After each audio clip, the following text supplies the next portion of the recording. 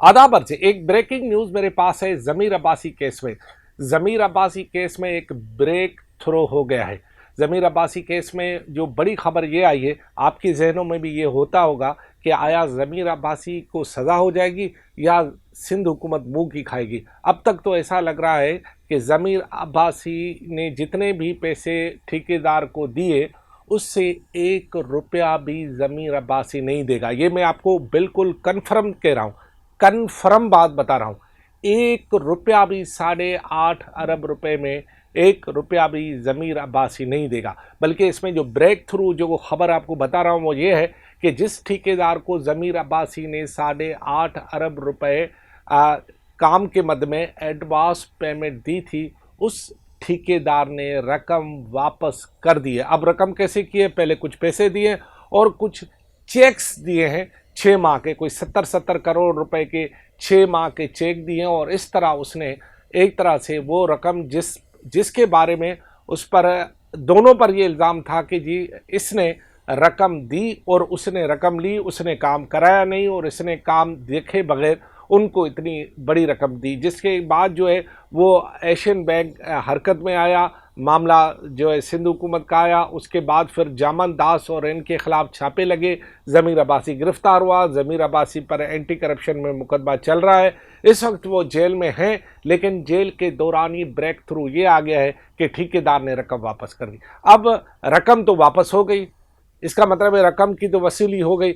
अब ज़मीर अब्बासी पर कोई उम्र कैद की सज़ा नहीं होगी, ज़मीर अब्बासी पर कोई क्रिमिनल बड़े चार्जेस नहीं लगेंगे।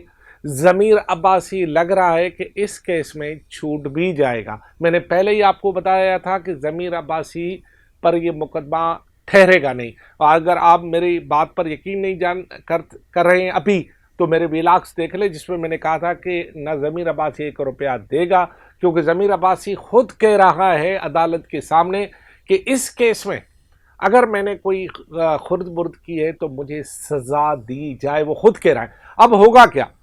अब आपके जहन में सवाल ये कि ठेकेदार ने पैसे वापस कर दिए, ज़मीर अब्बासी का मामला जो लेन देन का था वो एक तरह से दी एंड हो गया। तो अब क्या होगा? अब क्या होगा कि जब हमने इस सिलसिले में मुख्तलिफ हुकूमती ज़राए से बात की तो उन्होंने ये बताया कि चलो उन्होंने ठेकेदार ने पैसे वापस कर दिए, लेकिन ये तो बात दुरुस्त है कि उसको एडवांस पेमेंट की गई, इसका जुर्म तो बनता है ज़मीर अब्बासी पे। तो इस सिलसिले में जो सिफारिश की है वज़ीर आला सिंध सैयद मुराद अली शाह को महकमे की जानिब से, वो सिफारिश ये की गई है कि फौरी तौर पर ज़मीर अब्बासी को इस पूरे मामले का ज़िम्मेदार ठहराते हुए सरकारी मुलाजमत से बरतरफ किया जाए, या फिर दूसरा ये कि अगर आप बरतरफ नहीं कर रहे हैं तो उसे ता हयात जब तक वो सरकारी मुलाजिम है उसे किसी भी ऐसे प्रोजेक्ट में शामिल न किया जाए जिसमें लेन देन का मामला हो।